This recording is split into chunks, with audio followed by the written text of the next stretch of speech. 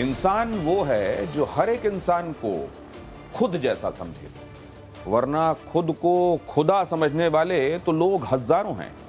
इंसानियत की पैरोकारी करने वाले और इंसानियत को सबसे आगे रखने वाले जो लोग हैं, वो लोग जो असल में धर्मों से जोड़कर देखे जाते हैं, मजहब से जोड़कर देखे जाते हैं, वो बहुत ज्यादा लोग नहीं होते, लेकिन उन लोगों में जो शुमार हैं, उनमें से एक अजीम शख्सियत आज हमारे साथ इस चर्चा में शामिल होने वाली है, उस खास कार्यक्रम में जिसको आप जानते हैं धर्म संकट के नाम से। डॉक्टर इमाम उमर अहमद इलियासी साहब आज हमारे साथ इस चर्चा का हिस्सा होंगे।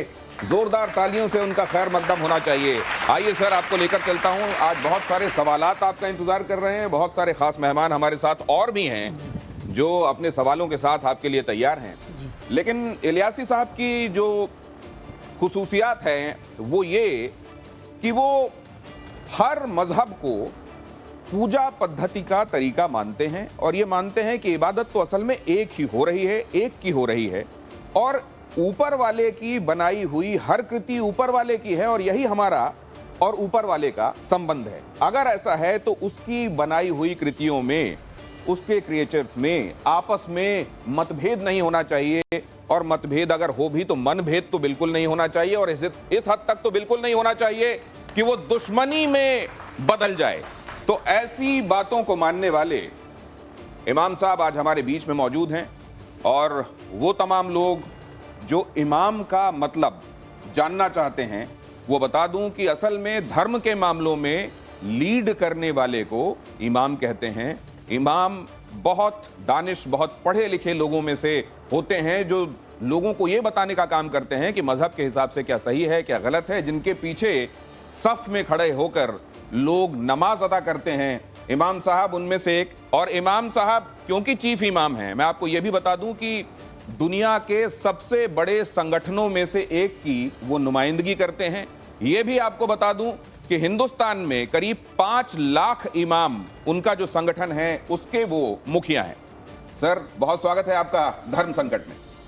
और अब क्योंकि इमाम साहब हमारे साथ जुड़ गए हैं, बाकी मेहमानों से भी आपकी परिचय करा दूं। हमारी प्यारी ऑडियंस तो यहाँ है ही, आज बहुत सारे मुद्दों पर उनके मन में क्या चल रहा है वो हम समझेंगे, लेकिन हमारे साथ अंबर जैदी जी हैं, बड़े बेबाक तरीके से अपनी बात रखने के लिए जानी जाती हैं। इसी तरीके से हाजी रंगरेज साहब हैं, बड़ा खुलकर और स्पष्ट बोलते हैं, एक्सप्लिसिट तरीके से ही बोलने के लिए हाजिक खान साहब जाने जाते हैं, और रशीदी साहब किसी परिचय के मोहताज नहीं हैं।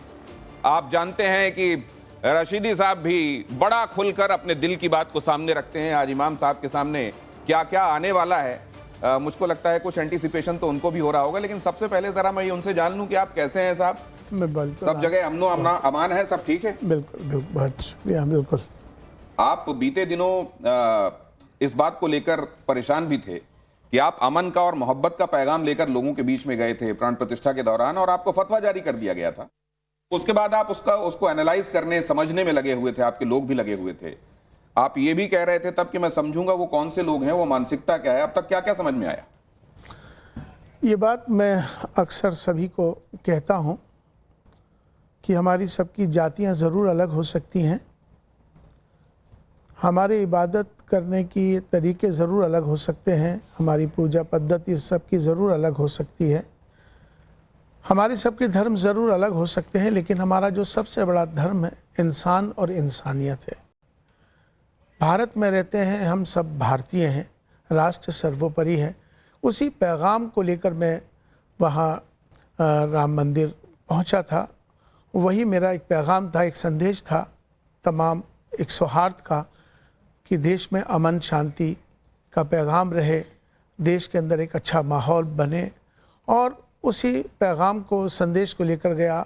लेकिन कुछ लोग हैं जिनको ये पसंद नहीं होता है। हर समाज में अच्छे लोग होते हैं, लेकिन चंद लोग ख़राब होते हैं। उनको ये पसंद नहीं हुआ।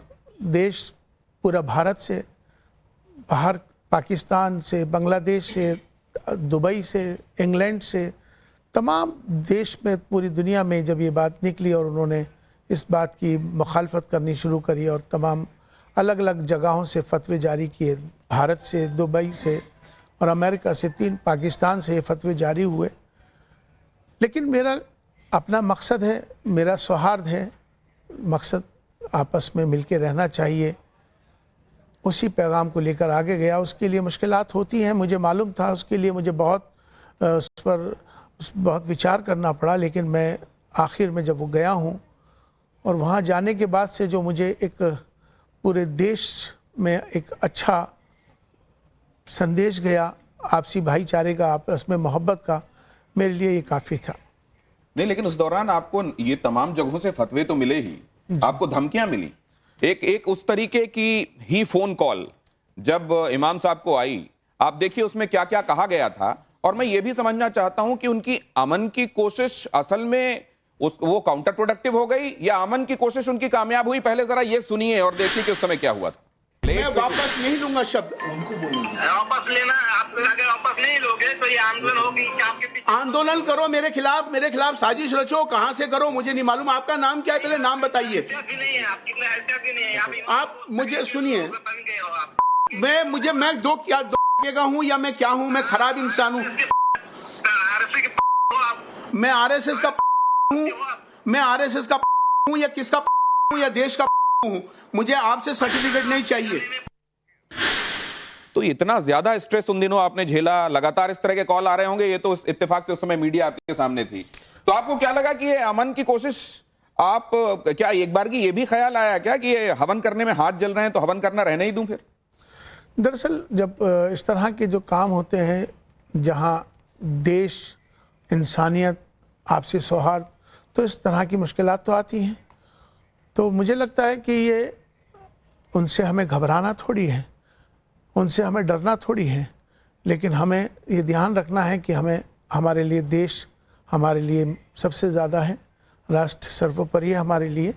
तो मैं अपने देश हित में जो भी कार्य करता हूँ, देश हित मेरे लिए सबसे सर्वोपरि होता है। साजिद रशीदी साहब का सवाल मैं लूंगा अब आगे, आप तैयार रहिएगा अपने सवाल के साथ। लेकिन एक बात मैं आपसे समझना चाहता हूं। आपने कहा था कि वो लोग जो अभी नहीं समझ रहे हैं, इस तरीके से रिएक्ट कर रहे हैं, वो समझेंगे। 5 लाख इमाम जहां पर जिस ऑर्गेनाइजेशन में हैं, आप उसके चीफ हैं, क्या आप इस पैगाम को डाउन द लाइन पहुंचाने में कामयाब हो पाए हैं कि आप क्या सोच रहे थे और वही सोच देश के लिए सही है? यकीनन यही सोच कामयाब रहेगी और इसी सोच से ही हमारा देश आगे बढ़ेगा। क्योंकि आज हम सब कुछ जो भी करते हैं, जो भी सोचते हैं, देश के प्रति ही सोचना चाहिए हमें। आज हमारा देश जिस तरह से आगे विश्व गुरु बनने के लिए अग्रसर है, बढ़ रहा है, महाशक्ति बन रहा है, तो हमें सबको इसी तरह से मिलजुल कर ही आपसी सौहार्द के साथ ही रहना है। एक बार फिर से रिपीट करता हूं, क्या उन तमाम लोगों को समझाने में आप कामयाब हुए जो इस तरीके से रिएक्ट कर रहे थे? समझ में आ जाएगी। मैंने कहा ना कि चंद लोग होते हैं जो खराब, जिनका नजरिया ही, जिनका जहन सोच ही खराब है। उसको आपने एक बात और कही थी कि इसमें कहीं कोई सियासत तो नहीं है, क्योंकि आगे चुनाव भी हैं, तब चुनाव आने वाले थे। आपने ये भी कहा था कि कहीं कोई सियासत तो नहीं, कहीं कोई प्ले तो नहीं कर रहा है, कोई इससे पॉलिटिकल लाभ तो नहीं लेना चाह रहा है। आपने फिर उसके बाद नतीजे भी देखे और आज हम काफी दिनों बाद बात कर रहे हैं उसके। क्या इसके पीछे कोई वो दिमाग था जो पॉलिटिकल माइलेज लेने के लिए ऐसा कर रहा था? हो सकता है, मतलब जो है, क्योंकि क्या है कि देश हमारा जिस तरह से आगे बढ़ रहा है, मुझे लगता है कि इस तरह की साजिशें होती रहती हैं। क्योंकि ये साजिशें हैं कि किसी तरह से भी देश के अंदर अमन नहीं होना चाहिए, देश के अंदर आपस में इख्तलाफ रहना चाहिए। खैर, बहरहाल हमारा मकसद तो संदेश पैगाम मोहब्बत जहाँ तक पहुँचे, और उसी संदेश को हम देने में कामयाब हो चुके हैं और पूरा देश मेरे साथ है। आज यहाँ 2 चीजें आप और खास देख रहे हैं। एक तो कॉन्स्टिट्यूशन ऑफ इंडिया, उधर आप संविधान रखा हुआ देख रहे हैं। यहां पर आप ये जो देख रहे हैं, ये लाउड स्पीकर है। ये लाउड स्पीकर बहुत बार बहुत सारी वजहों से चर्चा में रहा है। इस लाउड स्पीकर को भी बात होगी, बड़ा लाउड एंड क्लियर हम आज यहां पर बातें पूछेंगे। लेकिन फिलहाल मैं जरा साजिद रशीदी साहब के पास जाऊं। बहुत सारी बातें इमाम साहब के साथ जुड़ी हुई हैं। कौन सी वो बात जो top of the mind recall है सवाल के तौर पर? 2 चीजें हैं। मैं पकड़ता हूं, आप बोलें। हमारे यहाँ चीफ सरवर कायनात सल्लल्लाहु अलैहि वसल्लम है, जो इमामुल अंबिया हैं। ये चीफ इमाम की उपाधि आपको किसने दी? नंबर 1। दूसरे ये कि आपकी जो मस्जिद है वो ASI में है या वक्फ बोर्ड में है? आपको वहाँ अपॉइंट किसने किया? ये 2 सवाल मेरे पहले जवाब दे दीजिए। चीफ इमाम की पदवी और मस्जिद के संदर्भ में सवाल। जी देखिए, चीफ इमाम, पूरे इमामों का इमाम जो होता है वो चीफ इमाम होता है। और हम संगठन की बात कर रहे हैं इस समय। और देखिए, हम जो है ऑल इंडिया इमाम ऑर्गेनाइजेशन, आप भी जानते हैं, एक बार बात पूरी होने के बाद आपके पास आऊंगा तो अपनी बात। हिंदुस्तान का सबसे बड़ा इमामों का संगठन है और मैं चीफ इमाम हूं ऑल इंडिया इमाम ऑर्गेनाइजेशन का। तो ये उपाधि किसने दी? ये उपाधि कौन देगा? संगठन का अंग, संगठन का कोई अध्यक्ष होगा, कौन देगा? संगठन किसी को अध्यक्ष बनाएगा, किसी को संगठन का अध्यक्ष सदर होता है।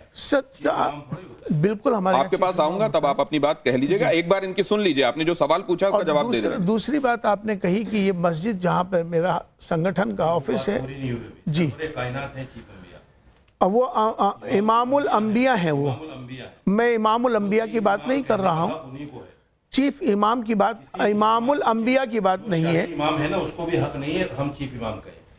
आप मेरी बात से सब लोग सहमत हो? आप सहमत हैं या ना? साजिद रशीदी साहब, आपके पास क्योंकि अभी माइक नहीं है, आप जो कह रहे हैं वो आवाज आ नहीं रही है। एक बार जवाब पूरा हो जाए, मैं माइक लेकर आपके पास आऊंगा, पूरी बात कहिए। लगवाना चाहिए था ना आपको। मैं माइक लेकर आऊंगा आपके पास, एक सेकंड आपके पास आऊंगा, आप अपनी बात कहिएगा। आप कहिए, अपनी बात पूरी कीजिए। चीफ इमाम का जो दर्जा है वो ऑल इंडिया इमाम ऑर्गेनाइजेशन, जो कि हिंदुस्तान की सबसे बड़ी ऑर्गेनाइजेशन है, उसका चीफ इमाम हूँ। उसमें अध्यक्ष भी होते हैं, प्रेसिडेंट भी होते हैं, चेयरमैन भी होते हैं। इस तरह से ये चीफ इमाम है।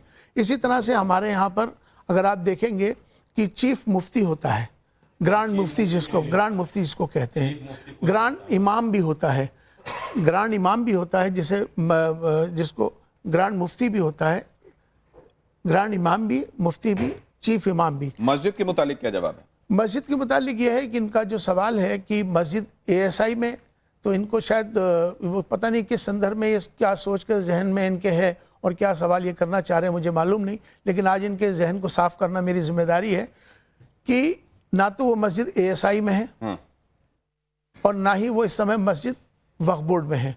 अभी इस समय वो स्टेटस को उसका चल रहा है 123 प्रॉपर्टी में। वक्फ बोर्ड को लेकर तमाम बातें हो रही जी। आपने NRC और CAA के समय यह स्पष्ट कहा था जी कि पहले कौम के लोग इसको पढ़ लें, देख लें, उसके बावजूद उनको अगर यह लगता है कि इसमें काबिले एतराज बातें हैं तो उसको आकर फिर विरोध प्रदर्शन करें।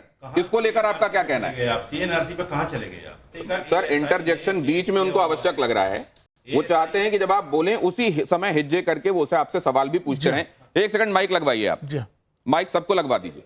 सवाल इनकी इमामत पे नहीं, इनकी इमामत तो यह है कि आपको इमाम ASI ने बनाया या दिल्ली वक्फ बोर्ड ने बनाया। हो गया आपका सवाल?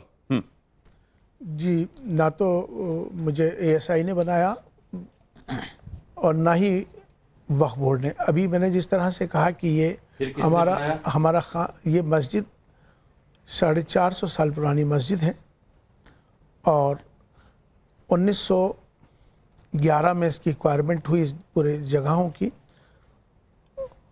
उसके बाद से 1959 से दोबारा से ये आबाद हुई है। 1959 से मेरे पिताजी वालिद उसी मस्जिद में, उसके बाद से मैं वहीं पर हम मौजूद हैं और वहीं पर ही हमारा ऑल इंडिया इमाम ऑर्गेनाइजेशन का सेंट्रल ऑफिस है। चूँकि अभी ना तो वो वक्फ बोर्ड में है, ना ही वो लैंड एंड डेवलपमेंट पे है, ना ही DDA के पास है, चूँकि अभी स्टेटस को है। वो किसके पास है? अभी हमारे पास है और हम ही उसके मुतवल्ली हैं। अच्छा सुनिए, एक चीज और बता दूं, मुतवल्ली हैं। मैं जरा वक्फ बोर्ड को लेकर मामले को और आगे ले जाता हूं। रशीद साहब, एक सेकंड, आपने पर्याप्त बोला, उनसे जवाब मिला, जितना जवाब मिला वो आपने कई बार सुन लिया। नहीं मिला आपके सवाल का जवाब तो आगे बढ़ना पड़ेगा। वक्फ बोर्ड को लेकर जवाब दिया ही नहीं। AIMIM क्या कहता है, ओवैसी साहब ने क्या कहा है, जरा वो सुन लीजिए और चर्चा को आगे बढ़ाते हैं। नहीं मिलेगा तो फिर मेरा बैठना बेकार है, मैं उठ जाता हूं। एक मस्जिद को खोए हैं, कई मस्जिदें हमारे हाथों से निकल जाएंगी, तो इस कानून को रोकना है। आप, हाँ ठीक है सर, मर्जी please go ahead sir, please go ahead. आइए, चलाइए जरा।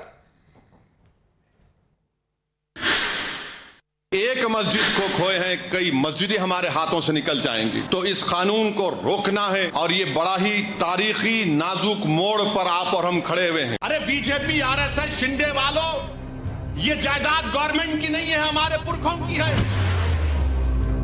बाज ऐसे रंग बिरंगी कपड़े पहनकर मोदी के पैर छूने वालों, तुम्हारे बाप दादा की खबरों को जब छीन लिया जाएगा तुमको अंदाजा होगा। ये किसके बारे में कह रहे हैं कि रंग बिरंगे कपड़े पहनकर मोदी के पैर छूने वालों और तुम्हारे बाप दादा की कब्र भी तुमसे छीन ली जाएगी? मुझे नहीं मालूम है इनका क्या जहन और किसके लिए इन्होंने बोला है, इसके बारे में मुझे नहीं मालूम है। लेकिन ये जो कह रहे हैं उसमें सब्सटेंस है। किसके लिए बोला है मुझे नहीं मालूम, मतलब उनका जहन किस पे। वक्फ कानून में अमेंडमेंट को लेकर जो लोग मौजूदा सरकार के साथ सुर से सुर मिला रहे हैं, उनको नहीं मालूम कि वो अपने पैरों में कुल्हाड़ी मारने वाले हैं। इसको दूसरे शब्दों में इस तरीके से समझ लीजिए। हो सकता है कि चूंकि वक्फ कानून में अमेंडमेंट को लेकर आपका नजरिया क्या है? देखिए, मेरा वक्फ अमेंडमेंट के नज़रिए के हवाले से मेरा कहना है कि अमेंडमेंट तो पहले भी होता आया है, ये एक प्रक्रिया है। अमेंडमेंट में बदलाव समय अनुसार होता आया है। पहले भी अमेंडमेंट हुए हैं, अब फिर अमेंडमेंट हो रहा है, लेकिन फ़र्क इतना है कि जो पहले अमेंडमेंट हुआ था उस पर राजनीति नहीं हुई, अब वक्फ अमेंडमेंट में उस पर बदलाव हो रहा है तो उस पर एक राजनीति हो रही है। लेकिन अभी तक तो किसी को ये मालूम नहीं कि भैया ड्राफ्ट तैयार हो रहा है, सारी चीज़ें तैयार हो रही हैं। चूँकि जेपीसी में आज भी बैठक है, कल भी बैठक हो रही है, और इस पर जो स्टेक होल्डर्स हैं और उसमें तमाम जितनी भी मुस्लिम ऑर्गेनाइजेशंस हैं और तमाम सबको बुला के इस पर अभी ड्राफ्ट तैयार हो रहा है। तो मुझे लगता है कि तैयार हो चुका है, वो तो पब्लिक भी हो गया है, आपको शायद पूरी जानकारी नहीं है जी। अभी जेपीसी की आज नहीं वो हाँ जेपीसी का ही है ना, आज भी बैठक चल रही है, चला गया है। वक्फ अमेंडमेंट का जो ड्राफ्ट है वो तो बन चुका है, नहीं वो पुराना। देखिए, अभी जेपीसी की बैठक चल रही है, अभी इसे ड्राफ्ट मुकम्मल तैयार नहीं हुआ है, पहले की बात है जी। आज बैठक चल रही है पार्लियामेंट नहीं, लेकिन वक्फ को लेकर अब जरा मैं ये बहुत जल्दी से समझ लूं। आप वक्फ में जो अमेंडमेंट हो रहा है जी, जो प्रस्तावित अमेंडमेंट है, आप उसके साथ हैं? देखिए, क्या वो आवश्यक है? देखिए, क्या समय अनुसार जो बदलाव होता है कि आज के हालात के हिसाब से उसको जो उसमें कमियां हैं उनको सही करने की तरफ अगर सरकार कर रही है तो उसमें क्या बुराई की बात? अगर कमियों को दूर करने की तरफ। अच्छा, मैं ये भी बता दूं कि अभी हमारे साथ साजिद खान साहब थे, साजिद रशीदी साहब, लेकिन अचानक उनके सवालों का जवाब भी मैंने यहां से लिया, लेकिन उन्होंने कहा कि मेरे सवालों का जवाब नहीं मिल रहा है तो मुझे यहां से चला जाना चाहिए। क्या ये जो और वो दोबारा आ रहे हैं, ये अच्छी बात है। तो अगर वो दोबारा आ रहे हैं तो मैं उनको वेलकम करता हूं, आइए आपके सवालों का जवाब लेते हैं। लेकिन क्या ये जो माई वे और हाईवे वाला तरीका है, क्या वो ठीक है? ये भी उनसे हम पूछेंगे, लेकिन उससे पहले वक्फ को लेकर अभी चीजों के मुकम्मल हुए बगैर अपने अंदेशों को लेकर लाउड हो जाना, ये कितना ठीक है? देखिए दिनेश जी, कुछ एक तबका है हमारे यहाँ पर भी जो जयचंद का काम कर रहा है। जो वक्फ अमेंडमेंट जो ये एक्ट जो आया है उसके लिए जो है छाती पीटी जा रही है कि बहुत अच्छा हो रहा है, बहुत अच्छा हो रहा है। हमारा कहना ये है और हमारी पार्टी का कहना ये है कि ये हमारे लिए वक्फ अमेंडमेंट जो बिल है ये मिनी एनआरसी है। पहले हमारी सीए के एनआरसी के तहत हमारी नागरिकता छीनी जा रही थी, अब जो है अब हमारी ज़मीनों को छीनने के लिए सरकार इस तरीके का एक बिल लेकर आई है जिससे कि हमारी जितनी भी मस्जिदें हैं और जो हमारी इबादत गाहें हैं और जो हमारे कब्रिस्तान हैं, उन सब चीज़ों को वो उस पर अपना पूरा कब्जा जमाना चाहते हैं। लोगों की नागरिकता छिन गई? कौन कौन परेशान हो गया? कौन एक आध नाम आप बताइए। बिल लेके आए थे ना, एक बिल लेके आए थे ना, उसका तो ये आपके विरोध किया। अंदेशे हैं या ये सच हो गया? नहीं, बिल लेकर आए थे बाकायदा, उस पर तो पूरी चर्चा अंदेशे हुई। नहीं है, ये सच होने वाली चीजें हैं, इसलिए ये एप्रीहेंशंस हैं।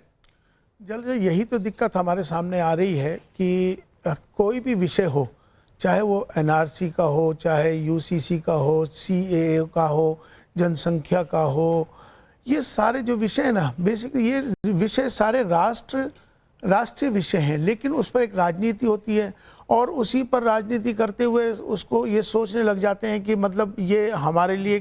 तो आप क्या ये समझते हैं कि राष्ट्रीय विषयों पर कंसेंसस बनाना संभव नहीं है? बनाना, देखिए हमेशा क्या होता है कि राष्ट्रीय विषयों पे सबको मिलकर उसके हित में हम सबको मिलकर आगे जाना चाहिए, उस पर राजनीति नहीं होनी चाहिए। मिसाल के तौर पे एनआरसी सीएए का मसला सामने आया, लोगों को गुमराह किया। बहुत से ऐसे लोगों ने कि सीएए मुसलमानों के विरोध में है, जबकि सीएए सबको पता है कि वो नागरिकता लेने के लिए नहीं, नागरिकता देने के लिए है। तो लोग समझते हैं नहीं ड्राफ्ट क्या आया, क्या चीज़ आई, लेकिन उसमें पहले से पहले उस पर राजनीति करने, उसके विरोध में खड़े हो जाते हैं। सीएए आज तक या एनआरसी में किसी को कोई नुकसान हुआ है या किसी की नागरिकता ली गई है? मैं बता देता हूँ। ये अब हाजिक साहब के पास जाने दीजिए। जी देखिए, बात यह है कि सीए हो या एनआरसी हो या वक्फ बोर्ड का मसला हो, हमारे मुल्क की सरकार जो है हिंदुस्तान में इंसानियत पर काम करना चाहिए। वक्फ बोर्ड का जो मामला है, वक्फ बोर्ड में जो कहते हैं कि इसमें 2 औरतें बनाए रखी जाएंगी, ये पहले से संविधान में था हमारे देश के वक्फ बोर्ड में। अब उसमें एक प्रावधान था कि जो उसमें हेरा फेरी करेगा, बेईमानी करेगा, उसको उम्र कैद होगी, वो ख़त्म कर दी जाती है। यानी वक्फ बोर्ड की आप उसको लाने के लिए लोगों को फ़ायदा पहुंचाना, हिंदुस्तान के मुसलमानों को फ़ायदा पहुंचाने के लिए कर रहे हैं, लेकिन उसमें आप वो चीज़ें ला रहे हो जिससे 60,000 करोड़ की प्रॉपर्टी दिल्ली में सरकार कब्जा करे हुए, 30,000 करोड़ की प्रॉपर्टी आंध्रा में और उसमें कर्नाटक में कब्जा है लोगों का। तो इस तरह जब तक सरकार ये नहीं करेगी कि मुसलमानों की, और वक्फ बोर्ड के जो चेयरमैन बने हुए थे वो भारतीय जनता पार्टी की सरकार 20 साल से मध्य प्रदेश में थी, 6 साल से। सर, आपको ये भी मालूम होगा कि इसमें कब्जा करने वाले बहुत सारे लोग खुद इस्लाम के मानने वाले हैं। आपको ये भी मालूम होगा कि कई जगहों पर वक्फ की संपत्ति उसको भी बता दिया गया जहां पूरा का पूरा गांव, एक भी व्यक्ति वहां इस्लाम का मानने वाला नहीं। देखिए, क्या आपको बहुत सारी चीजें इसमें ऐसा नहीं लगता कि इरेगुलरिटीज हैं, उनको दुरुस्त करने के लिए संशोधन जरूरी है? अभी जो वक्फ बोर्ड आ रहा है उसमें डीएम को उसका प्रधानमंत्री बनाया जा रहा है वक्फ बोर्ड का, और डीएम अंडर चीफ मिनिस्टर होता है। पहले जो मैं नटशल में एक बात समझना चाहता हूं, क्या वो एनआरसी हो, सीएए हो, वक्फ का मामला हो, अंबर जैदी जी, क्या कौवा कान लेकर उड़ गया, ये सुनने के बाद लोग कान को हाथ लगाए बगैर कौवे के पीछे दौड़ लगा देते हैं, या ये जायज अंदेशे हैं जो वक्त वक्त पर सामने रखे जाते हैं, वरना सरकार अपने हिसाब से अपनी मनमर्जी कुछ भी कर देगी? दिनेश जी, अगर जायज अंदेशे होते तो हमारे देश में सीए के नाम पर लोगों को कितना वर्गलाया गया और जगह जगह पर शाहीन बाग बनाए गए और महीनों तक पूरी जिंदगी को रोका गया। कितने ही लोगों की जानें गई, कितने लोगों के कारोबार ठप हुए और कितने ही लोग जेलों में गए। लेकिन सबसे पहली बात जो आपने बहुत इंपॉर्टेंट बात कही है, जो हमारे यहाँ पे जितने भी लोग बैठे हुए हैं और जो हमें देख रहे हैं, सुन रहे हैं, वो कभी भी कान को हाथ लगा कर नहीं देखते कि कौवा लेकर गया है या नहीं गया है। लेकिन ये जो लोग शोर मचाते कि कौवा कान ले गया, इनकी आवाज पे सब दौड़ जाते हैं, लेकिन कभी ये नहीं देखते कि ये लोग किस लिए इस तरह से बार बार एक ही पैटर्न पे कौम को वर्गलाते हैं। क्यों बार बार कभी एनआरसी के नाम पर, कभी सीए के नाम पर, कभी पॉपुलेशन बिल के नाम पर, कभी ट्रिपल तलाक बिल के नाम पर। अगर कोई सरकार अमेंडमेंट कर रही है, देखिए सरकार की जिम्मेदारी होती है कानून, जितने भी नागरिक हैं उनके बारे में सोचना, उनको हर अधिकार, उनको सुरक्षा फराहम कराना। अगर आप नहीं सोच रहे हैं, जो कौम के लीडर्स का काम था, आपने कभी नहीं सोचा कौम की फलाह बहबूदी के नाम पर। मैं एक इंपॉर्टेंट बात कहने वाली हूँ दिनेश जी, ये ओवैसी साहब जो आज यहाँ पर बैठ के कहें कि तुम्हारे बाप दादाओं की कब्रें छीन ली जाएंगी, किसकी कब्र छीन ली गई? यहां से ज्यादा मस्जिद, इमाम बारगाह, दरगाहें किसी दुनिया के किसी देश में नहीं है। रशीदी साहब, मैं आपके समय पे नहीं बोली थी, प्लीज मुझे बोलने दीजिए। खुद जो वक्फ के ऊपर सवाल उठा रहे, सबसे बड़ा घोटाला खुद ओवैसी साहब करके बैठे हुए हजारों करोड़ का। तो सबसे बड़ा डर उनको ये नहीं कि कौम को फायदा पहुंचे वक्फ की प्रॉपर्टीज के नाम पर, उनको खतरा है कि हमारे हाथ से ये सारी चीजें चली जाएंगे, जो क्योंकि सबसे ज्यादा स्कैम्स ये लोग करते हैं। हाजिर अंग्रेज उन्हीं की पार्टी की नुमाइंदगी करते हैं। बिल्कुल, यहाँ पे साबित करें। ये चर्चा बहुत सारी बड़ी बातें हो रही है इस चीज लेकर, और वक्त के नाम पर चाहे वक्त प्रॉपर्टीज के रेंटल्स की बात हो, चाहे उनके कब्जेदारी की बात हो, नहीं आप ये बताइए ना किसके कब्जे में प्रॉपर्टीज, किसकी जिम्मेदारी है? मैं बता रहा हूं ना, कौन को जो फायदा पहुंचना चाहिए। आपने एआईएमआईएम को लेकर, ओवैसी को लेकर एक बात कही है, जरा उसका जवाब सुन लीजिए। 1000-3000 करोड़ का घोटाला एक सेकंड एक करके ये नैरेटिव बनाया गया कि डिफेंस और रेलवे के बाद जो है वक्फ के पास इतनी बड़ी संपत्ति है। नैरेटिव नहीं, सच्चाई है। ये सच्चाई नहीं है, सुन तो लीजिए, ये सच्चाई नहीं है।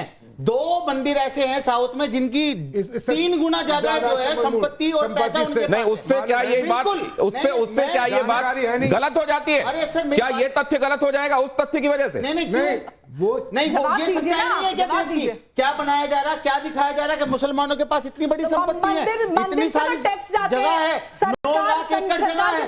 अरे जब मैं कह रहा हूँ 2 मंदिरों के पास उससे ज्यादा अधिक तो उस पे तो टैक्स जाता है ना, सरकार के पास जाता है, सारी चीजें किस तरह की बातें कर रहे हैं? हमें किसी से कोई दिक्कत नहीं है। अभी तक सरकार रेलवे की जमीन बेच रही थी, एयरपोर्ट बेच रही थी और रेलवे स्टेशन बेच रही थी। अब सरकार चाहती है कि अडानी और अंबानी को ये जो वक्फ की जो संपत्ति है, और देखिए जो अडानी का, जो अंबानी का जो घर बना वो हुआ है, किसने वो भी बेचा? वक्फ की वक्फ बोर्ड संपत्ति वालों ने है, बेचा वो भी भाई। वक्फ की संपत्ति। 80 लाख की अच्छा, प्रॉपर्टी किसकी वक्फ बोर्ड वालों सरकार ने है? बेची। ये जो आप सुन रहे हैं ना, किसकी सरकार मैं है? इसलिए ईमान साहब आपके सामने ये तमाम पॉइंट ऑफ व्यूज में रख रहा दिनेश भाई, हूं। मेरे ताजमहल तक को ये बता दिया जाता है कि ये वक्फ की संपत्ति है। मैं आपसे ये जानना चाहता हूं कि क्या इसमें वाकई इतनी पेचीदगियां हैं कि कई पॉइंट ऑफ व्यूज की इसमें गुंजाइश है, या वो लोग जो सियासत करना चाहते हैं वो एक राय नहीं बनने दे रहे हैं? बात ही नहीं कर रहा है कोई। बिल्कुल आपने सही फरमाया कि इसमें क्या हो रहा है कि सियासत ज़्यादा हो रही है, और उस सियासत की वजह से उसको मतलब लोगों को कंफ्यूज कर रहे हैं लोग। असल में इस जो संशोधन है वो समय के अनुसार होता है। अब उसमें अगर वक्फ में संशोधन हो रहा है तो उसमें एक तो सियासत नहीं होनी चाहिए। अभी जिस तरह के मामला चल रहे हैं, इसमें जो मामला चल रहे हैं, तो इसमें अभी हम लोगों को इस पर एक होकर उस पर बिल्कुल सामने आने वाला है। जवाब तो दे दो, आपने वक्त बिल को पढ़ लिया? बिल्कुल बताइए क्या कमी है उसमें। मैं आपसे पूछ रहा हूँ क्या कमी है उसमें। क्या संशोधन हो रहे हैं? आप एक मिनट संशोधन क्या क्या, आपको क्या कमी लग रही है आप बताइए। संशोधन क्या क्या हो रहे हैं वो बता। आप बताइए आपको कमी क्या लग रही है। देखिए ये क्या बात है, संशोधन क्या क्या हो रहा है? आपने उनसे सवाल पूछा तो बदले में उन्होंने भी सवाल पूछा, आप बताइए सवाल का जवाब दीजिए तो उनको ये मुतमईन हो जाएंगे कि आपको सब पता है इस बारे में। आप कमी बताइए उसमें क्या। मैं आपसे पूछ रहा हूँ, वैसे तो आपका नजरिया, सर मेरे सवाल का जवाब आपका नजरिया सारा देश जानता है, लेकिन मैं आपसे पूछ रहा हूँ, दुनिया का सबसे बुरा इंसान हूँ। आपका काम विरोध करना है वो आप करें, कोई नहीं, लेकिन ये सवाल का जवाब लेकिन मैं आपसे पूछ रहा हूँ कि आपको संशोधन में एतराज क्या है। इमाम साहब मैं जवाब दे रहा हूँ उनकी बात का। ये मेरी बात का जवाब नहीं दे पाएंगे। तरह से इन्होंने पूरा ध्यान भटका दिया, जवाब नहीं दिया पूरा से। इमाम मैं जवाब दे रहा हूँ, ये जवाब नहीं दे पाएंगे, मैं दे रहा हूँ। सुनिए अब एक सेकंड सुनिए, अब आप लोग जरा एक बाइट और सुन लीजिए। नहीं अब आगे चलना पड़ेगा क्योंकि मैं एक सब्जेक्ट पर उलझ कर रहूंगा तो ये टॉपिक कंप्लीट नहीं होगा। जरा ये सुनिए, यहाँ बदरुद्दीन अजमल क्या कह रहे हैं वो सुनिए जरा। इमाम साहब का ओपिनियन उसमें लूंगा और प्लीज फॉर्मेट का और मर्यादा का ख्याल रखिएगा। जरा सुनिए। मुझे बोलने दीजिए। लड़कियां 18 साल सरकार ने इजाजत दी, उसके बाद शादी कर लेते हैं। वो लोग 40 साल से पहले 1, 2, 3 इलीगल बीवियां रखते हैं, वहां बच्चे होने नहीं देते हैं, उनका खर्चा वो बजाते हैं, मजा उड़ाते हैं। उसके बाद 40 साल के बाद माँ बाप ने मजबूर किया या कहीं फंस गए तो एक शादी कर ली। उसके बाद 40 साल के बाद बच्चा पैदा करने की सलाहियत कहाँ रहती है?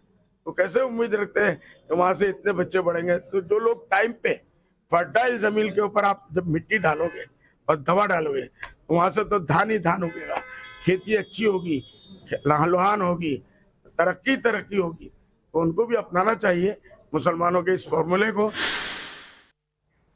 हजरत आप चीफ इमाम हैं, इस तरह के मामलों पर ये टिप्पणियां, इसको आप कैसे देखते हैं? दरअसल इन्होंने जो क्या सही कहा, इनका मकसद क्या था कहने का?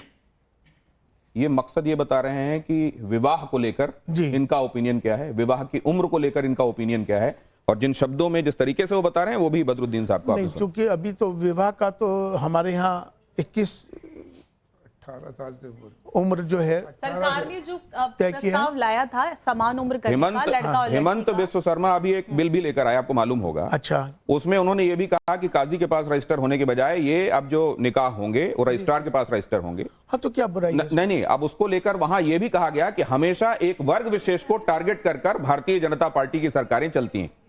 नहीं, मुझे लगता है कि ऐसा नहीं है। अगर कोई कानूनन कोई चीज सही तरीके से की जा रही है तो उसमें कोई एतराज क्या है इसमें? तो आपको भारतीय जनता पार्टी की सरकार की तरफ से किए जाने वाले काम, उनकी तरफ से लाए जाने वाले जो बिल हैं, जो संशोधन है कानूनों के, वो सब सही लगते हैं? नहीं, अभी यकीनन देखिए क्या है कि इमाम साहब अभी तक निकाह सही नहीं हो रहे हैं मुसलमानों में। नहीं, मतलब ये रजिस्टर होने की बात हो रही है, निकाह की बात अभी तक निकाह सही नहीं हो रहे हैं क्या? नहीं, निकाह की बात रजिस्टर होने की हो रही है। अभी तक निकाह अगर जो रजिस्टर अभी काजी के पास है, लेकिन अगर सही हो रहे हैं नहीं हो रहे हैं, यकीनन सब सही हो रहे हैं, तो फिर रजिस्ट्रेशन का क्या मतलब? रजिस्ट्रेशन क्यों नहीं होना चाहिए? मतलब नहीं, क्यों नहीं होना चाहिए? मतलब बता दीजिए। नहीं, मतलब मैं आपसे पूछ रहा हूँ क्यों नहीं होना चाहिए? क्या मतलब है उसका? क्या क्यों नहीं होना चाहिए? मतलब सुनिए, मैं बताता हूँ। नहीं, होना क्यों नहीं चाहिए भैया? मत बोला करो यार। पहले देखिए, चाहती है कि उनकी शादी मतलब रजिस्टर्ड ना हो शादी। मुझे बोलने नहीं, आप ही बोलिए क्या गलत तरीका है? फिर मैं बोलने नहीं दूंगा। नहीं, ये सारी शुरुआत आप आपने की है, आप बोल नहीं पाओगे तो मैं भी साथ कर सकती हूँ। नहीं, आप गलत चीजें क्यों बोल रहे हो कि निकाह गलत हो रहा है? निकाह अलग है, शादी का रजिस्ट्रेशन अलग है। शादी सब अपनी रीति रिवाज के हिसाब से करते हैं। ऑडियंस भी इसमें कुछ कहना चाह रही है, आप लोगों से पूछिए ना महिलाओं से, सब महिलाओं की बात भी यही करेंगे, पुरुषों की भी बात यही करेंगे, इमाम की भी बात यही करेंगे। मेरी बारी में आने दीजिए प्लीज, मैं भी हूँ यहाँ पर। मैं बहुत देर से आप लोगों को सुन रही हूँ। मेरा सवाल ये है कि एक बार तो पहले जो क्वेश्चन हो रहा है उसका मुतमईन तरीके से आंसर मिल जाए। हम लोग भी यहाँ पर बैठे हैं, रजिस्ट्रेशन किस लिए ज़रूरी है? रजिस्ट्रेशन तो ऑटोमेटिकली होता ही है ना, जब सिग्नेचर करते हैं और लड़की से पहले पूछा जाता है, वहाँ पर पूरा सिग्नेचर होता है, तो इसमें रजिस्ट्रेशन की बात ही कहाँ रह गई? वो तो ऑलरेडी हमारे उसमें रहा ना, जब हमें निकाहनामा मिलेगा। इसका जवाब मैं दूं? नुकसान क्या है मैं देता हूँ। एक सेकंड, अरे मुझे भी तो बोलने, आपके पास आता हूँ, बोलिए। देखिए, नहीं आऊंगा आपके पास, बोलिए। देखिए, जो आपका निकाह होता है, किसी का भी निकाह होता है, तो उसका रजिस्ट्रेशन सरकार के पास नहीं होता है, वो काजी जी के पास होता है। तो सरकार के पास शादी का रजिस्ट्रेशन कराना जरूरी होता है। कल आप, ये आपके अधिकारों की बात है, कल आपका पति कहे कि शादी नहीं हुई, कल आपके बच्चों को अधिकार ना मिले, तीसरी शादी कर ले, ये महिलाओं के अधिकारों से। और सबसे अहम बात, जो कम उम्र में बच्चों की शादी होती है, उनको प्रोटेक्ट करने के लिए कदम उठाया जा रहा है। कम से कम अब महिलाओं के लिए एक बुराई नहीं है, समाज को किसी भी नहीं आ रहा हूं सर, ऐसे मत कीजिए। इधर माय नहीं, एक सेकंड, एक और दूसरा सवाल प्लीज, जल्दी से हाईजैक मत कीजिए प्लीज, एक सेकंड बोलिए। सर, जब आप लोगों को न्याय चाहिए होता है तब आप इस संविधान के पास भागते हैं। जब ये संविधान कहता है कि यही शादी रजिस्टर होनी चाहिए, क्यों आप उस संविधान के हिसाब से उस शादी को रजिस्टर नहीं करना? एक संविधान कहाँ गलत है सर? साजिद रशीद, बेटा इधर सुनो, बेटा इधर सुनो। सरकार का प्रोपेगेंडा। आप कौन सी क्लास में पढ़ रही हैं? कॉन्स्टिट्यूशन का सर मैं पीजी कर रही हूँ। पीजी कर रही हैं? हाँ जी। अभी आपकी बहुत कम उम्र है, हम बहुत दुनिया में घूम रहे हैं। नहीं, उनका सवाल सीधा है सर। मैं जवाब पे ही आ रहा हूँ। उम्र नहीं होता सर, मैं जवाब पे ही आ रहा हूँ। कॉन्स्टिट्यूशन जो बात कहता है, सुनिए, जवाब पे ही आ रहा हूँ, जवाब पे ही आ रहा हूँ। कॉन्स्टिट्यूशन सुनिए, सर प्लीज सर, अरे मैं बता रहा हूँ ना, सुन तो लीजिए। एक क्वेश्चन सुन लीजिए, मेरा सीधा सा सवाल है। मेरा सवाल है कि रजिस्ट्रेशन के आप बोल रहे रजिस्ट्रेशन नहीं होना चाहिए, उसमें क्या ऐसा नुकसान हो रहा है जो आपकी मैं बता रहा हूँ। देखिए, नुकसान नहीं, केवल एक दर्ज ही तो हो रहा है ना। अच्छा मैं सुन तो लीजिए, सवाल हो गया आपका, सुनिए मैं बता रहा हूँ। देखिए, अभी CNRC पर बात आई, मैं लेके चल रहा हूँ उसी को। 28 लोगों को अभी जेल में डाला है 5 दिन पहले। किसी की माँ है उसमें, किसी का बाप है, किसी का भाई है। एक घर में जब 5 लोग हैं तो 2 आदमी विदेशी कैसे हो सकते हैं? ये होता है गलत काम।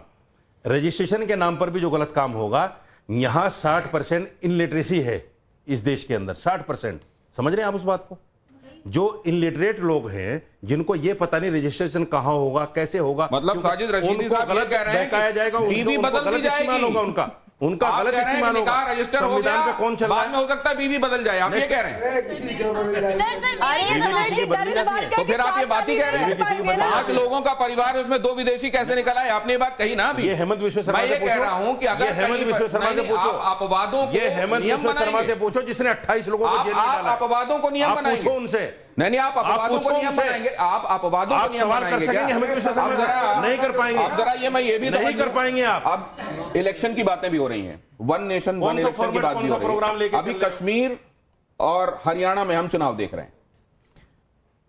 ख्वाजा आसिफ हैं पाकिस्तान के मंत्री, वो कह रहे हैं कि नेशनल कॉन्फ्रेंस और कांग्रेस का जो एजेंडा है 370 को लेकर, वही बात तो हम भी कहते हैं। इसको आप कैसे देखते हैं? देखिए, 1 नेशन 1 इलेक्शन की जहाँ तक बात है, ये तो देश हित में है और एक अच्छी बात है। हम इसका समर्थन करते हैं और होना भी चाहिए, और सब एकजुट हैं और तमाम साथ। जहाँ तक 370 की बात है, मैं आपको बताऊं कि अभी मैं जब 370 आर्टिकल से पहले जब मैं कश्मीर गया था, वहाँ के हालात और अभी जब आर्टिकल 370 हटने के बाद के जो हालात, ज़मीन आसमान का फ़र्क है। आज जो वहाँ तरक्की मिली, वहाँ के जो लोग हैं, जो वहाँ के लोगों ने मुझे जो बताया, वहाँ के लोगों ने जो खुशहाली बताई, वहाँ कारोबार लोगों के बढ़ गए, वहाँ लोगों के कारोबार बढ़ गए, टूरिज्म बढ़ गया, वहाँ के इतना अच्छा डेवलपमेंट हो गया, तो लोग वहाँ के खुश हैं। आपके देखिए, आपके बोलने से नहीं होने नहीं, मैं ये जानना चाह रहा हूं सर, हमारा वहाँ की आवाम। सर आप मुझसे मुखातिब रहिए, क्या कांग्रेस और नेशनल कॉन्फ्रेंस जो जुबान बोल रहे हैं वो पाकिस्तान की जुबान है? मैं ये जानना चाहता हूं। बिल्कुल पाकिस्तान की जुबान है और देश विरोधी जुबान है, ये नहीं होने चाहिए। एक देखिए, जब ये देश हित में 370 हटा, देश हित में, हम उसे देश हित में मानते हैं। जो देश हित में जो फैसला होता है उसमें सबके साथ खड़ा होना एक चाहिए। महत्वपूर्ण बात उधर से कही जा रही है जी। रशीदी साहब कह रहे हैं कि अगर ये पाकिस्तान परस्ती की बातें हैं तो इनको भगा फिर दें यहाँ इनका से। रजिस्ट्रेशन कैंसिल हिंदुस्तान होना में चाहिए अगर ये पार्टी इतनी देश विरोधी है तो वो कह रहे हैं। तो हिंदुस्तान में क्यों रखे हुए हैं? यकीनन भगा- यकीनन मोदी कोई जी भी से हो, कहो, चाहे कोई कांग्रेस को पार्टी खत्म हो, कर दें।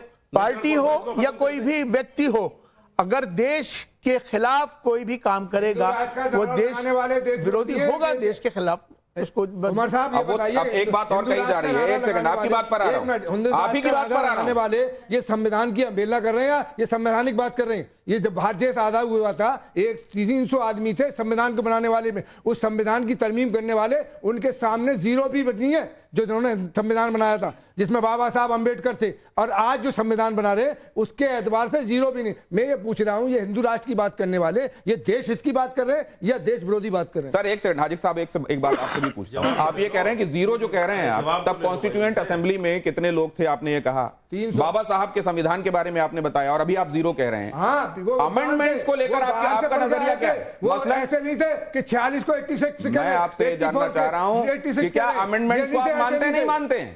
संविधान में अमेंडमेंट की गुंजाइश होती है नहीं होती? अमेंडमेंट करना देश हित के लिए है, अमेंडमेंट करना जनता के जवाब आप दे रहे हैं। जनता के हित के खिलाफ होगा तो मैं जनता आपसे विरोध जानना करेगी। चाह रहा हूं, संविधान को आप ऐसा सैक्रोसेंट समझते हैं जिसमें कहीं कोई बदलाव की गुंजाइश नहीं है? अमेंडमेंट को आप हमेशा समझते हैं? सरकारों ने किया, 78 साल से किया, लेकिन देश की जनता के लिए किया, देश हित में किया। सवाल बार बार पूछ रहे हैं क्योंकि आपके बारे में ये माना जाता है इमाम साहब कि आप भारतीय जनता पार्टी और संघ की तरफ नर्म रवैया रखते हैं, इसलिए वो सवाल पूछा जा रहा है कि आप हिंदू राष्ट्र के संदर्भ में क्या सोच रखते हैं? बनना चाहिए या नहीं?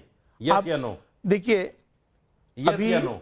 बनना चाहिए नहीं, या नहीं? अब देखिए बात हिंदू राष्ट्र क्या है पहले तो आप वो बता यस या दीजिए। नो बताइए। मैं आपसे पूछ रहा हूँ यस या नो? नहीं, आप क्या समझते हैं? इसमें क्या लिखा हुआ है? वो मैं भी जानता नहीं हूं। सुन, उसमें क्या लिखा हुआ है? तफसील में मत जाओ। आप कौन सा यस या नो? नहीं, बनना चाहिए या नहीं? आप हिंदू राष्ट्र बनना चाहिए या नहीं? वो भी आपके काउंटर क्वेश्चन कर रहे हैं, उसका भी जवाब मेरा दीजिए। जवाब आपसे कि आप सर, हिंदू राष्ट्र को हाँ, क्या ना पे पहले हो समझते जाए। हैं? आप हिंदू राष्ट्र को क्या समझते हैं? क्या हिंदू राष्ट्र क्या है? आप पहले हाँ ना का जवाब दे दिए, फिर समझ नहीं, नहीं। पहले हिंदू राष्ट्र है क्या आपकी निगाह में? एक सेकंड। आप बता दीजिए ना, आपकी निगाह में क्या आप है? बता सर, ये दीजिए क्या है? बनना चाहिए या नहीं? ये क्या है आपकी निगाह में क्या है हिंदू आप राष्ट्र? मुझे बता ये क्या है सर? अरे इसको मत समझाओ मुझे। नहीं, उनके बगल में रखा हुआ है, क्या आपका अकीदा है इस पर? आपने कहा, आपका अकीदा है इस पर? आपका अकीदा है इस पर? सुनिए, कॉन्स्टिट्यूशन ऑफ इंडिया इस समय मेरे हाथ में है, क्या आपका अकीदा है? क्या आपका अकीदा है? रंगरेज साहब, आपका अकीदा है इस पर? इस पर अकीदा है ना आपका? तो फिर ये सवाल क्यों है? फिर ये अगर ये हमारे लिए सुप्रीम बुक है तो क्या इस पर हमको भरोसा रखना चाहिए? पूरा रखना चाहिए। तो फिर हिंदू राष्ट्र के संदर्भ में इस सवाल को आप कैसे लेते हैं? खिलाफ जो बात करने वाले हिंदू राष्ट्र को लेकर इस संविधान की किताब की रोशनी में ये बात कैसे कही जाती है? एक सेकंड, आपके पास आऊंगा तो अपनी बात कहिएगा।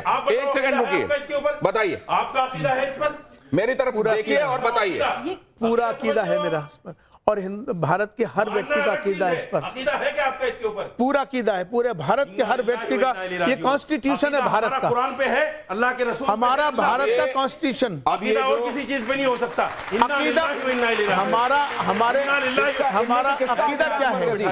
मजहब हमारा इस पर हर भारतीय कॉन्स्टिट्यूशन से जुड़ा हुआ है। देखिए दिनेश जी, ये अहम पॉइंट्स पे, अहम मुद्दों पे बात करने के बजाय देखिए शोर मचा रहे हैं, इस तरह से कोई बात नहीं कर सकता। देखिए कितने बढ़िया से डिबेट होने दे रहे हैं, आप सब देख रहे हैं। अकीदा का मायना क्या है? अकीदा के लफ्ज कितने बढ़िया से डिबेट होने दे रहे हैं, कितने बढ़िया सवालों के जवाब लेने दे रहे हैं। हाजिक साहब भी उसमें पूरा कोऑपरेट कर रहे हैं, और देखिए कितने बढ़िया। और कौन से मदरसे से मौलवी हैं, आप बता दीजिए।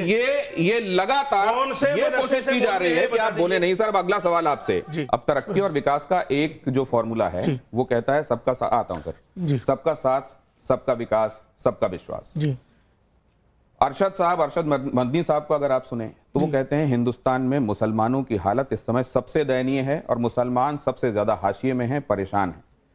सबका साथ, सबका विकास, सबका विश्वास, अगर हर एक पॉलिसी, गवर्नमेंट पॉलिसी का लाभ सबको बगैर भेदभाव के मिल रहा है तो ये स्टेटमेंट कैसे सही हो सकता है जो दूसरी तरफ से दिया गया? यकीनन यही तो दिक्कत की बात है आज के वक्त में। अभी आप देखेंगे कि जो हमारे प्रधानमंत्री आवास योजना उसमें आप देखेंगे कि सबसे ज्यादा अगर कोई फायदा मिला तो मुसलमानों को मिला। अगर दूसरी तरह की लाडली योजनाएं जो मिली वो मुसलमानों की मिली, या किसी को भी किसी भी देखिए चाहे अनाज हो, किसी भी योजना में क्या ये कहा जाना कि आप सियासत में नहीं होके भी सियासी गोटियां खेलते हैं? कभी आप मोहन भागवत जी से मिलते हैं, कभी आप मोदी जी के बुलावे पर चले जाते हैं, आप कौम के बहुत सारे लोगों को नाराज करके राम मंदिर की प्राण प्रतिष्ठा में चले जाते हैं। क्या आप ये सियासी डोरियां हैं जो बगैर सियासत में शामिल हुए खींचते रहते हैं? दरअसल मैं जो भी कोई कार्य करता हूँ इसमें सियासत नहीं है, मेरा राष्ट्र हित मेरे सामने होता है। कुरान कह रहा है और मैं ए ईमान वालो, इस्लाम में पूरी पूरी तरह दाखिल हो जाओ। शैतान तुम्हारा खुला हुआ दुश्मन है, इसके कदम ब कदम न चलो। और ये अगर शैतान के कदम पर कदम चले तो इनकी जवाबदेही होगी हमारी। शैतान कौन है? शैतान किस पर शैतान की बात कहते हैं? अगर देश की बात करो तो शैतान कह रहा है, प्यार की बात करो। नाम तो क्या कह रहे हैं? मैंने उसका तर्जुमा भी बता दिया, तब भी नहीं समझ। देश की बात की तो इन्होंने कहा शैतान खुला घूम रहा है। नहीं, आप गलत कह रहे हैं। कुरान ये कह रहा है, ए ईमान वालों, इस्लाम में पूरी तरह दाखिल हो जाओ। वो कह रहे हैं शैतान कौन है? मैं कह रहा हूँ पूरी बात तो सुनो। प्राण प्रतिष्ठा का मतलब ये होता है हजरत, मूर्ति में जान डालना। प्राण प्रतिष्ठा इसको कहते हैं। मेरा अकीदा ये है, हर मुसलमान का अकीदा ये है कि अल्लाह के अलावा जान लेने वाला, जान देने वाला कोई नहीं। और आप उसमें प्रोग्राम में चले गए तो ये ईमान के खिलाफ नहीं, इस्लाम के अकीदे के खिलाफ नहीं। ये आपके प्राण प्रतिष्ठा में ये पूजा नहीं थी उनकी, ये आपके खिलाफ है, इस्लाम के खिलाफ नहीं है। ये आपके खिलाफ है, इस्लाम के आपके खिलाफ नहीं है। आपके खिलाफ नहीं है, आपके खिलाफ नहीं है क्या? नहीं है। प्राण प्रतिष्ठा आप कर सकते हो मूर्ति में। अब उनका जवाब जाना नहीं है। एक सेकंड, आप अब ये जो इन्होंने सवाल पूछा इमाम साहब, एक सेकंड, इन्होंने कहा हिम्मत है प्राण प्रतिष्ठा की। इस्लाम के हिसाब से बुत में जान डालना, प्रतिमा में जान डालना, ये इस्लाम के हिसाब से सही नहीं है और आप वहां गए। बिल्कुल। क्या इसीलिए कुफ्र का फतवा आपके लिए जारी हुआ? यकीनन। नहीं तो ये कुफ्र है? नहीं, मुझे एक बात समझने दीजिए। एक सेकंड, कुफ्र से भी आगे बढ़ के, अच्छा ये कुफ्र से भी आगे बढ़कर, अगर ये शिर्क है, अगर ये कुफ्र से भी आगे बढ़कर शिर्क है तो अंबर जैदी, क्या रशीदी साहब की निगाह में हर एक वो आदमी जो भगवान की मूर्ति रखकर पूजा करता है वो तो गुनाह करने वाला आदमी हो गया? एब्सोल्युटली। तो हर एक वो आदमी इनकी निगाह में काफिर हो गया? बिल्कुल। तो क्या इनका कहना यह है कि हर एक वो आदमी मजहब के हिसाब से सजा का हकदार हो गया? बिल्कुल। क्या उसी तरह के लोगों के लिए कहा जाता है कि इनको जीने का अधिकार नहीं है? अरे ये इस्लामी हुकूमत है क्या जो सजा दोगे आप? ये इस्लामी हुकूमत है। तो फिर आप ये बताइए, अगर ये इस्लामी हुकूमत नहीं है तो ये पढ़े लिखे लोग नहीं है और आप पढ़े लिखे लोग हैं। बात को घुमाइए, दोनों बातें कैसे घुमाइए। इमाम साहब, ये दोनों बातें ये चूंकि इमाम है, इनकी जिम्मेदारी बनती है जवाब देना। ये दोनों बातें इमाम है, इमाम होने के नाते जिम्मेदारी है इनकी जवाब देना। बोल चुके, जिम्मेदारी है इनकी जवाब देना। और ये एक भी बात का तसल्ली बख्श जवाब नहीं दे पाए। ये दोनों बातें कैसे हो सकती हैं इमाम साहब कि आपने जो किया, ना दुनिया की जानकारी आपने जो किया वो गुनाह भी हो गया, लेकिन यहाँ शरीयत के हिसाब से तो चीजें चल नहीं रही हैं, इसलिए सजा कैसे मिलेगी? ये दोनों बातें समझाइए जरा।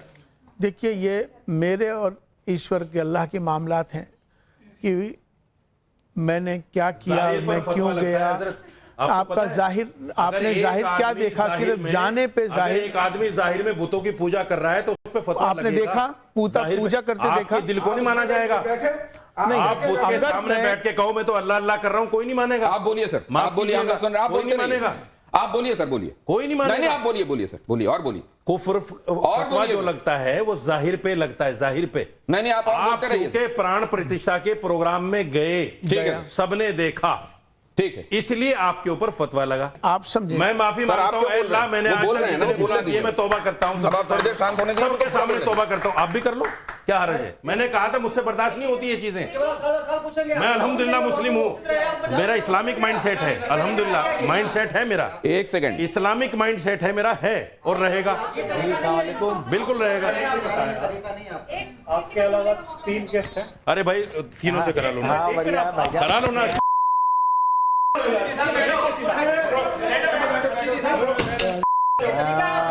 ये कि माइक तोड़ दिया यार।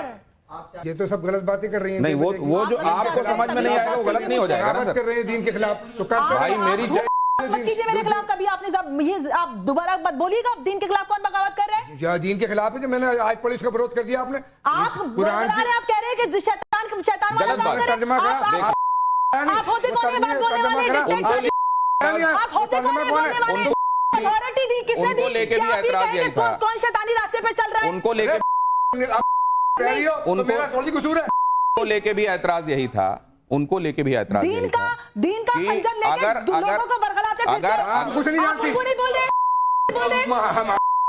कैसे बोल रहे हैं कि शैतानी रास्ते पे चल रहे हैं? हाजिर खान साहब, तुमने हाजिर खान साहब ये कि अगर आप शांत रहोगे, वो सही है। अगर आप शांत रहोगे तो गलत बोल रहे हैं। उन्होंने तर्जुमा कर दिया। थोड़ी सी अकल लीजिए, थोड़ी सी अकल लीजिए, थोड़ी सी सर, अगर एक दूसरे को बोलने क्यों बोल रहे हैं? अगर एक दूसरे को बोलने ही नहीं दोगे, शांत। गुलाम क्या है? आपका तरीका गलत है। क्या का तरीका मेरे खिलाफ ही अगर करने की कोशिश मुझे मत समझ। मैं किसी को कुछ नहीं समझता, आदमी समझता हूँ। किसी को भी प्लीज ये क्या प्लीज आप देख नहीं रहे? साजिश कर रहे हैं जनता को भड़काने के लिए। ये सरतन से जुदा आप समझ नहीं रहे?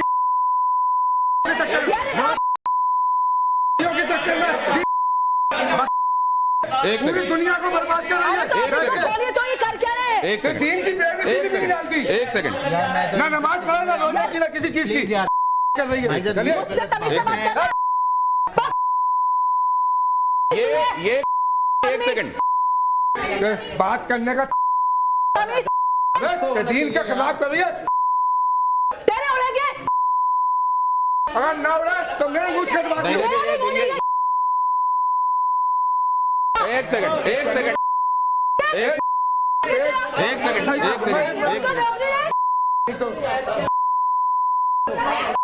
तो अभी आप लोग लगातार ये देख ही रहे हैं कि किस तरीके से कई बार सवाल करना लेकिन जवाब नहीं सुनने की जो आदत है, या वही जवाब चाहिए जो हम सुनना चाहते हैं। ये ईदर माय वे और हाईवे वाला जो तरीका है कि केवल हमारे तरीके से चलिए वरना आप गलत हैं, उसी के चलते यहां से 3 लोग अभी आपको चले गए दिखाई दे रहे हैं। लेकिन ये धर्म संकट तो अभी आगे जारी है, इसलिए अब आपको मैं इमाम साहब कहूंगा कि जरा मेरे साथ आए यहां और कुछ एक चीजों पर जो बहुत महत्वपूर्ण है उस पर अपना नजरिया जरूर दें। हालांकि मैं ये देख रहा था कि आप जब कहते हैं कि बहुत सारे लोगों को, इधर आ जाइए, बहुत सारे लोगों को समझाना है और ये मुश्किल काम है, तो आप ये क्यों कहते हैं ये दिखाई दे रहा था जी। और मैं जरा अंबर जैदी से भी समझूंगा कि जब इस तरीके की जो चीजें वो देखते हैं और धर्म की ऐसी व्याख्या वो देखती हैं तो कैसे उसको रिएक्ट करती हैं। लेकिन जरा जल्दी से ये देखिए और इस पर अपना रिएक्शन दीजिएगा। एक लाइन में आपको बताना है कि इसको देखकर आपके जहन में क्या आता है। अब ये मैं प्ले करने वाला हूं 1 बाय 1। धर्म संकट। पहला, हिंदू, संविधान, मुसलमान, देश में खतरे में कौन दिखाई दे रहा है? देश में कौन खतरे में दिखाई दे रहा है? हिंदू, संविधान और मुसलमान। मतलब इन तीनों में से कौन है जो खतरे में दिखाई दे रहा है? कोई कह देता है हिंदू खतरे में है, कोई कह देता है संविधान खतरे में है, कोई कहता है मुसलमान इस समय सबसे ज्यादा खतरे में है। आपको खतरे में कौन दिखाई देता है? मुझे तो कोई ऐसा खतरा दिख नहीं रहा। आपको कहीं कोई खतरा नहीं दिखाई दे रहा है? मतलब खतरे से मुराद क्या है कि क्या कहाँ हिंदू खतरे में है, कहाँ संविधान खतरे में है, कहाँ मुसलमान खतरे में? चलिए नेक्स्ट प्ले कीजिए। मुझको कोई यहाँ इनमें से किसी पर भी खतरा मंडराता हुआ दिखाई नहीं दे रहा है। अगला दिखाइए। क्या बुलडोजर न्याय का प्रतीक है? आपका नजरिया क्या है? देखिए, कानूनन कोई भी काम कानून के दायरे में हो तो वो ज़्यादा बेहतर है। चाहे वो कोई भी एक प्रक्रिया बुलडोजर की कानून के दायरे में ठीक है, अगर कानूनन है तो उसमें कोई बुराई की बात नहीं। कानून के दायरे में चल रहा है अगर बुलडोजर तो वो ठीक है। नेक्स्ट दिखाइए। अगली, क्या देश के विकास के लिए, अगली स्लाइड कहती है, यूसीसी जरूरी है, हां या नहीं? देखिए, मुझे लगता है कि ये विषय राष्ट्रीय विषय है मुझे, और राष्ट्रीय विषय में मुझे लगता है कि इसका होना बेहतर होगा। यूसीसी होना राष्ट्र के लिए बेहतर होगा। बेहतर होगा। कौम के लिए कैसा होगा? सभी के लिए अच्छा होगा, उसमें कौम भी आती है देश में। चलिए नेक्स्ट दिखाइए। नेक्स्ट स्लाइड कहती है, मुसलमानों का सच्चा रहनुमा कौन है, औरंगजेब या मोहम्मद अली जिन्ना?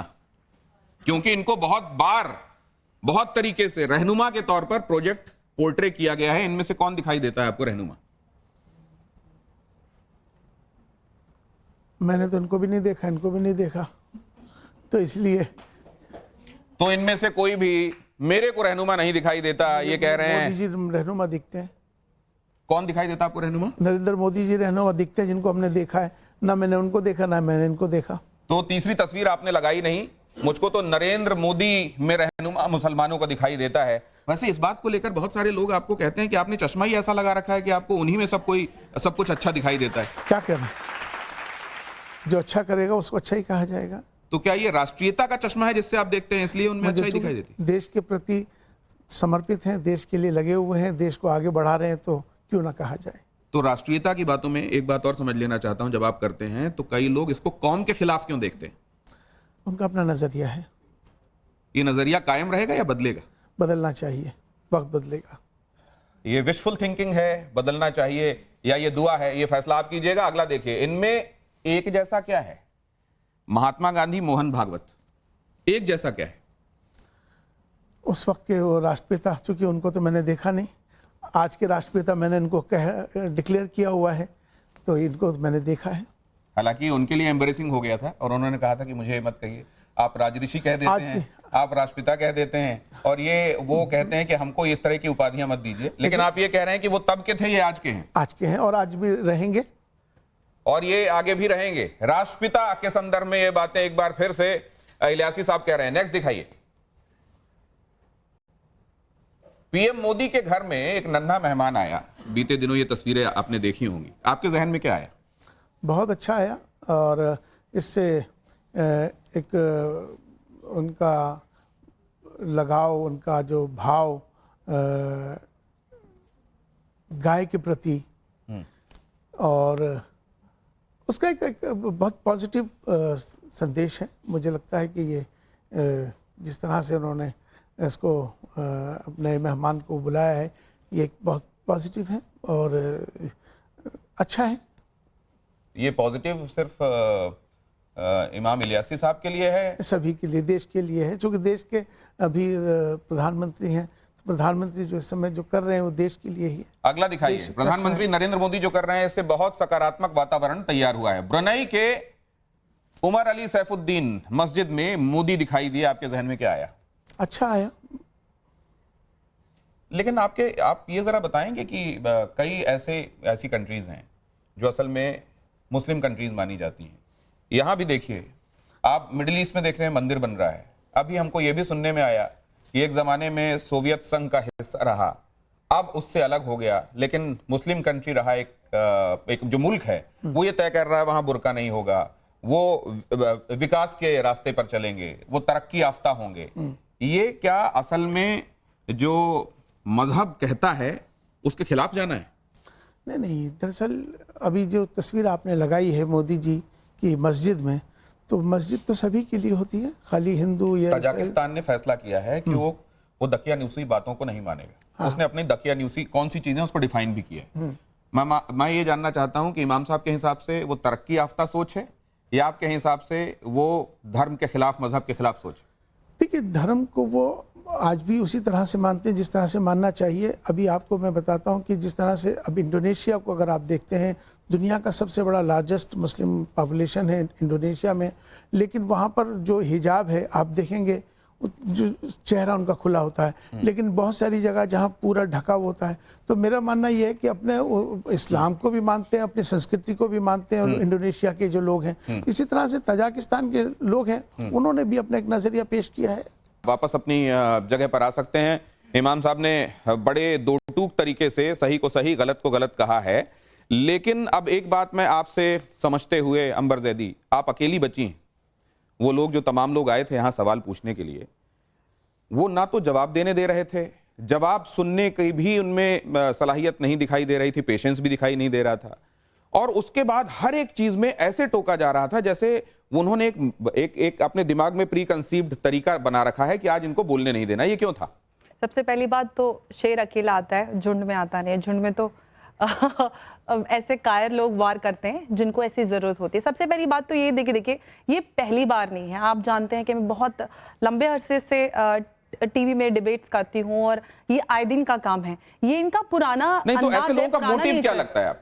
ऐसे लोगों का कोई मोटिव नहीं है, ये लोग कौम का भला नहीं चाहते, ये लोग चाहते हैं कि ये थोड़े से फेमस हो जाएं और इनको राज में कुछ करने के लिए पार्टी में किसी उसमें मिल जाए। तो आज बहुत साफगोई से यहाँ बातें रखी गई, लेकिन साथ में एक बात और देखने को मिली कि कई बातें आपका उसमें कोई दूसरा मत हो सकता है, लेकिन क्या उसके लिए आप इतने इंटॉलरेंट हो जाएंगे, इतने असहिष्णु हो जाएंगे कि या तो आपके तरीके से बात होगी या बात होगी ही नहीं? क्या उसके लिए आप माइक फेंक कर निकल जाने वाला तरीका भी रखेंगे? क्या वो किसी दूसरे को बोलने नहीं देना, अगर वो बोलना शुरू करता है तो बीच में इतनी बार और इस तरीके से टोकना है कि वो इरिटेट हो जाए या चुप हो जाए या फिर कहे कि आप ही बोल लीजिए, मैं अब बोलना बंद करता हूं? क्या ये बातें सही हैं? क्या संवाद का ऐसा तरीका होना चाहिए? ये एक बड़ा सवाल है और समाज के सामने एक बड़ा धर्म संकट भी है। बहुत धन्यवाद हमारे स्टूडियो में आने के लिए। मेरे वो तमाम मेहमान जो यहां आए और बगैर बात पूरी किए अपने तरीके से अपनी चीजें करके यहां से चले गए, वो मैं ये उनसे इल्तजा करता हूं कि आइंदा ऐसा ना करें। उनको खुद भी ये देखने में अच्छा नहीं लगेगा जब वो देखेंगे, लेकिन आपके सामने मैं रखूंगा जरूर ताकि आप ये समझ पाएं कि कौन किस तरीके से बात रखता है, करता है, और असहिष्णु होने के जब आरोप लगाए जाते हैं तो कौन कितना सहिष्णु है ये भी आप अपने में तय कर सकें। अंबर जैदी, आप आखिर तक बनी रहीं, आपका बहुत शुक्रिया। आप सभी ऑडियंस यहां पहुंचे और अपनी बातें आपने रखी, आपका बहुत धन्यवाद। धर्म संकट में आज इतना ही।